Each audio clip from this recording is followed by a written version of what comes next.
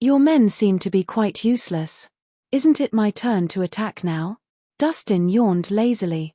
Lord Horst's countenance grew somber, his expression turning grave. He knew almost every skilled fighter there was in Millsburg but was coming up blank when it came to Dustin. Could Dustin be from somewhere else?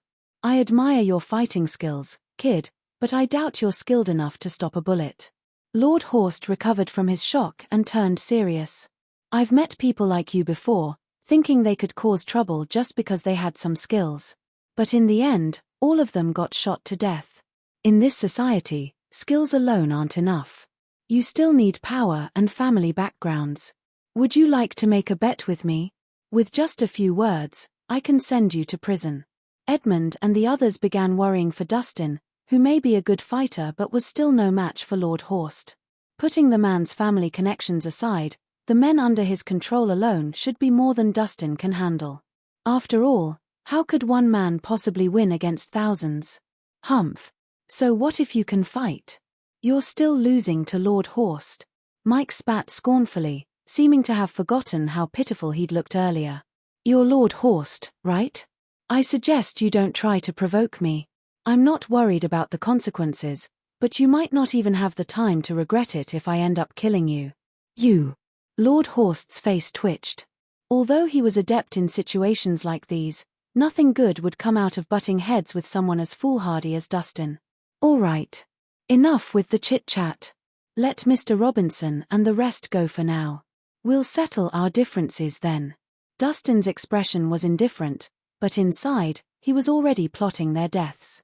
Should Lord Horst and his men continue to press him, Dustin didn't mind getting rid of them once and for all. After all, he'd be doing society a huge favor. Fine. I'll let them go this time. Lord Horst thought about it and agreed. What the hell are you guys waiting for? Scram, the suited man roared. Of course. Right away. Mike hurriedly led the students out of the place. What about you? Abigail suddenly asked Dustin. She had changed her mind about him after witnessing his unwavering bravery. I'll be fine. Go with your father. I'll be fine. Dustin gave her a small smile. Mr. Rhys. Edmund wanted to say something, but Dustin raised his hand to silence the older man. You guys will only distract me. Go home. Edmund still looked conflicted but eventually left with his daughter. As Dustin said, they wouldn't be able to help him anyway. Still, Edmund could ask the Harmon family for help. He believed that, with Ruth's support, Lord Horst wouldn't trouble Dustin too much. Hey, kid. Your friends are all gone. Isn't it time to settle our score? Lord Horst finally spoke. How do you propose we do that? Dustin wore a mask of a smile on his face. You seem to have pretty good moves. Why don't you work for me? I promise to let this matter go, and you'll live a wealthy life from now on, Lord Horst suggested. I thought you were going to see this issue to the end. Dustin was surprised. I've got nothing against you. There's no need for us to take things so far for something so minor. I've been through this before.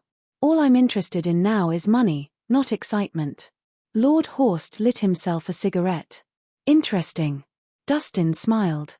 To tell you the truth, I was ready to kill all of you, but I've changed my mind. Lord Horst froze, startled, and the cigarette in his mouth fell to the floor.